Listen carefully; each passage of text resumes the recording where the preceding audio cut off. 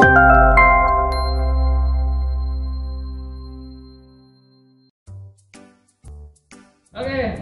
warahmatullahi wabarakatuh. Dan kali ini kita akan membahas analisis karbohidrat metode loop scroll. Ya, loop scroll. Nah, ini adalah salah satu metode proximat yang banyak digunakan ya untuk karbohidrat. Selain ada satu lagi yang itu namanya karbohidrat by different. Artinya apa? Kita tahu jumlah total bahan pangan itu 100 dikurangi kadar air, dikurangi kadar abu, dikurangi lemak, kurangi protein. Satu lagi karbohidratnya berarti sisanya, yaitu karbohidrat by different. Jadi teman-teman kalau dapat soal yang seperti itu gampang ya. Nah, bagaimana cara analisis karbohidrat menggunakan metode loop scroll? Itu kita menggunakan yang namanya titrasi ya, titrimetri. Artinya apa? Kita tahu bahwa karbohidrat itu punya sifat mereduksi. Teman-teman harus ingat, lemak berarti dia larut di pelarut nonpolar. Protein dia punya sesuatu yang khas, yaitu dia gugus amin ya, Na2 jadi Na3 nanti ya. Nah, karbohidrat ini dia punya yang namanya gula reduksi, artinya dia bisa mereduksi. Jadi yang direduksi adalah Cu2+ menjadi Cu. Oke teman-teman gitu ya. Kalau kadar air berarti air yang menguap, sisanya adalah abu ya, berarti abu apa? Yang tidak merupakan bagian dari komponen organik ya, CnHO atau CHON ya, seperti itu ya. Oke, dan prinsip dari gula untuk ini adalah untuk reduksi ya. Jadi metode loop scroll ini yang menemukan adalah Mr. Loop Scroll ya, seperti itu ya, mungkin seperti itu ya ceritanya ya. Dan analisisnya sangat gampang sekali, dan yang dibutuhkan cuma gampang sekali, ada timbangan ya, ada Carlogy, Sudip segala macam, terus kemudian ada operasinya. Terus yang baru di sini adalah di sini ada yang namanya kondensor ya. Nanti kita harus refleks menggunakan Erlenmeyer yang diasah ya. Oke, seperti ini. Nah, tahapannya ada 3 teman-teman semuanya. Yang pertama adalah menimbang, sudah biasa. Yang pertama adalah dia nanti kita pisahkan dulu antara gula dengan senyawa yang lainnya. Itu yang paling penting ya. Asumsinya adalah semua gula itu larut dalam air ya, seperti itu. Jadi nanti kita pisahkan. Gimana cara pisahkannya? Kita timbang 2 gram dulu ya, tergantung dari SNI-nya 2 gram, terus kemudian kita tambahkan air ya 100 ml, terus kemudian ditambahkan 5 ml ya PB asetat. Nah, pada saat ditambahkan air itu teman-teman harus pastikan bahwa di Erlenmeyer itu di labu takar tersebut dia sudah larut dulu. Ya, jadi semua yang bisa larut harus dilarutkan dulu di situ. Oke, teman-teman ya. Jadi setelah dia larut baru kemudian tambahkan namanya PB asetat. Ya, PB asetat ini nanti akan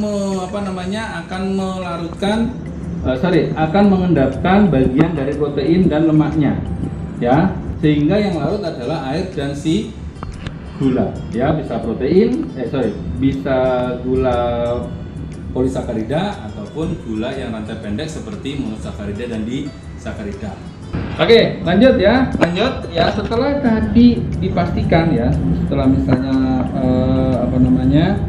teman-teman sudah kira-kira sudah dia mengendap ya, bagian proteinnya ya, atau bagian ada yang mengendapnya ya, kita asumsikan adalah yang mengendap adalah senyawa-senyawa lain, bukan dari si gulanya ya, atau bukan dari karbohidrat. Kemudian dites dengan yang namanya NH42HPO4 ya 10%. Jika masih ada endapan berarti masih tambahkan PB asetat ya. Kalau misalnya udah nggak ada berarti kemudian ditambahkan yang namanya 15 ml NH42HPO4 ya. Setelah itu baru kemudian teman-teman ya tera ya, baru kemudian di tera ya, di tera terus kemudian sampai dikocok, sehingga nanti teman-teman akan mendapatkan yang bagian endapannya itu yang tidak kita pakai. Yang kita pakai hanya bagian yang cairannya ya. Oke. Nah, ini sebagai contohnya, ini 250 ml nanti sampai tanda terang. Nah, setelah itu ya kita akan uji dulu untuk gula pereduksi yang sudah ada. Artinya tahap kedua nanti adalah gula total. Yang ini adalah tahap untuk gula pereduksi yang sudah ada di situ. Artinya yang sudah monosakarida. Karena yang kita harus ingat bahwa gula yang bisa mereduksi hanya monosakarida dan disakarida. Disakarida tidak semua. Khusus untuk sukrosa dia tidak mereduksi seperti di kimia pangan ya. Meskipun teman-teman nggak dapat videonya ya. Seperti itu. Oke. Nah, dari sini kita ambil 10 ml ya, dimasukkan ke dalam ke dalam Erlenmeyer asa yang nanti kita akan refleks, ditambahkan yang namanya 10 mili ini ya, kemudian ditambahkan 25 mili lustro dengan pipet ya, 25 mili teman-temannya, jangan pakai gelas ukur, haram gelas ukur di di MKP ya. Terus kemudian ditambahkan KI ya dan H2SO4 setelah nanti dia sudah refluxnya selesai ya. Oke ya, biasanya di refluxnya adalah sekitar 10 menit ya. 10 menit dihitung dari mana? 10 menit dihitung ketika dia mulai mendidih teman-teman ya. Jadi jangan lupa kalau manasin sesuatu harus pakai yang namanya batu didih ya, harus pakai batu didih, masukin dulu, terus kemudian nanti masukin sini, jangan lupa vaselin lagi ya, vaselin di sini. Oke. Terus kemudian nanti kalau ini sudah oke ya, ditambahkan lustro ya, terus kemudian masukin ke dalam sini. Nah ini gampang teman-teman ya, tinggal di naikin ke atas, terus kemudian di tutup ke bawah. Nah oke. Dan teman-teman harus ingat ya bahwa nanti aliran air dari keran, dari yang dingin akan masuk ke sini ya, masuk ke sini, nanti naik ke atas ya. Tujuannya sama seperti yang protein, yaitu agar supaya ininya full ya. Coba kalau teman-teman bayangin dari sini gitu ya, terus kemudian ke bawah, nggak pernah full di sini, sehingga pendinginannya nggak pernah beres. Ya, oke. Tunggu sampai 10 menit ketika dia sudah mulai mendidih. Terus kemudian kalau sudah mendidih, kita angkat. Ya. Kita angkat, kita turunkan dulu, kita angkat. Terus kemudian ini harus hati-hati teman-teman ya. Barang-barang di kimia itu gampang pecah dan harganya mahal. Oh, ini udah nggak bener juga nih. Daripada begitu mending kita turun ke bawah. Lebih aman. Ya, ini praktek bener-bener nih teman-teman ya. Jadi nggak bohong-bohongan ya. Nah yang ada di sini tadi jangan digoyang-goyang ya teman-teman ya, jangan digoyang-goyang, tapi begitu kita turunkan langsung cari es batu yang dimasukkan ke dalam suatu baskom ya. Jadi masukin dalam baskom es batu sampai nanti dia dingin ya.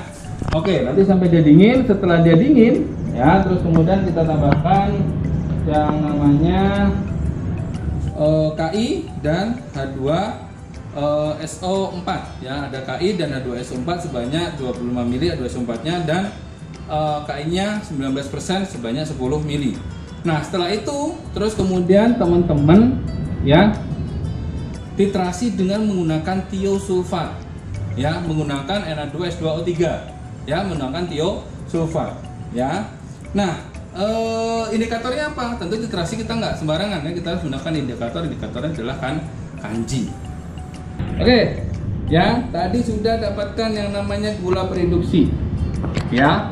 Nah teman-teman harus ingat prinsipnya adalah mereduksi, sehingga kita harus tahu bahwa barang yang direduksi itu berapa jumlahnya gitu loh. Kita udah tahu yang reduksinya segini nih, yang awalnya berapa. Nah itu kita harus tahu, makanya kita harus uji untuk belangko ya. Kalau tadi kita tambahkan 10 mili sampel ya, 10 mili sampel sekitar 250 mili tadi ya, kita harus cek tambahkan 10 mili, ditambahkan lustro, tambahkan air dan segala macam reaksinya tadi. Terus kemudian kita titrasi dengan menggunakan tiosulfat ya. Nah misalnya ya dapatnya adalah tiosulfat yang belangko lebih kecil daripada sampel, berarti percobaanmu gagal ya, percobaanmu pasti gagal kalau seperti itu. Logikanya gimana? Kita punya 100 bagian dari dari lustro ya, dari CuSO4 ya, Cu2 plus SO4.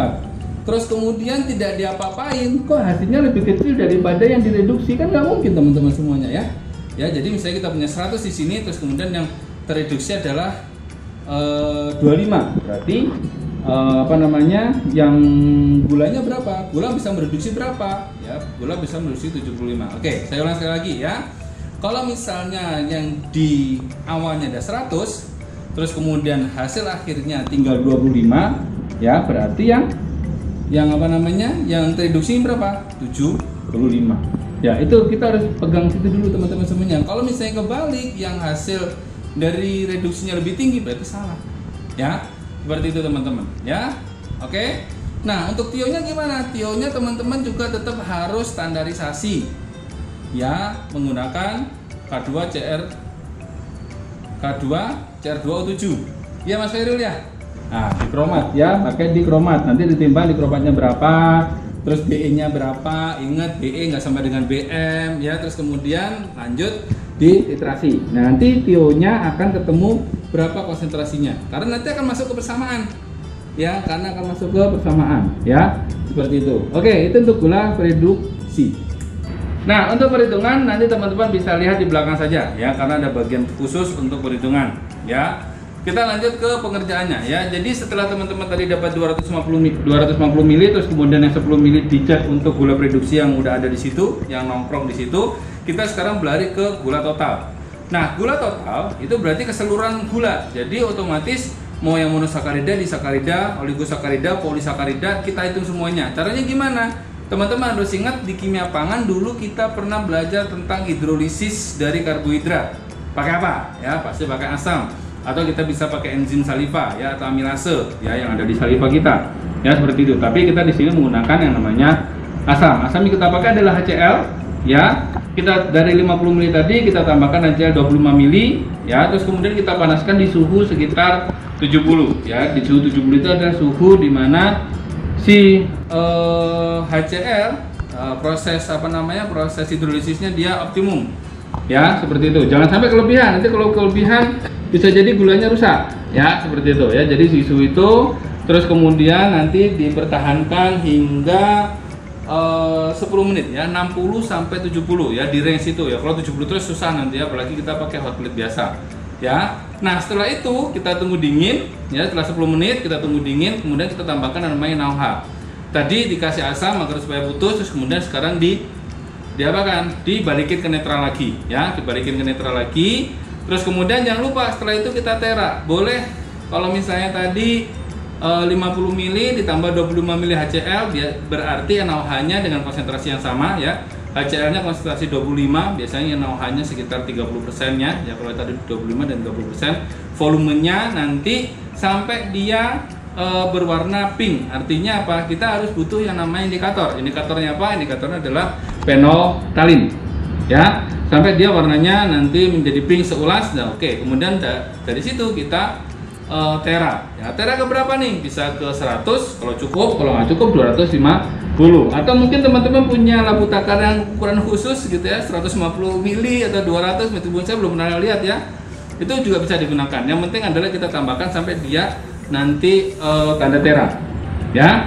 Setelah itu baru balik lagi cara pengujiannya ya, diambil 10 mili, terus kemudian tambahkan loop scroll ya, tambahkan air ya, terus kemudian di reflux lagi sini, di reflux sama seperti gula yang awal tadi ya. Nanti kita dapatkan berapa? Kita dapatkan si ininya ya, kita dapatkan yang namanya volume natrium volume Na2SO3 ya, tiosulfatnya ya. Oke ya, sampai situ. Oke. Nah, setelah itu selesai ya, jadi kita dapat data apa? Dapat data belangko. Satu. Yang kedua dapat data dari gula reduksinya. Yang kedua dapat data dari gula total, sehingga kita nanti bisa cek untuk sukrosa, gula totalnya dan gula reduksinya berapa. Ya. Untuk perhitungan silakan simak video selanjutnya. Ya, tentu banyak pertanyaan dari teman-teman. Jangan lupa like dan subscribe, kalau bisa di-share ya. Assalamualaikum.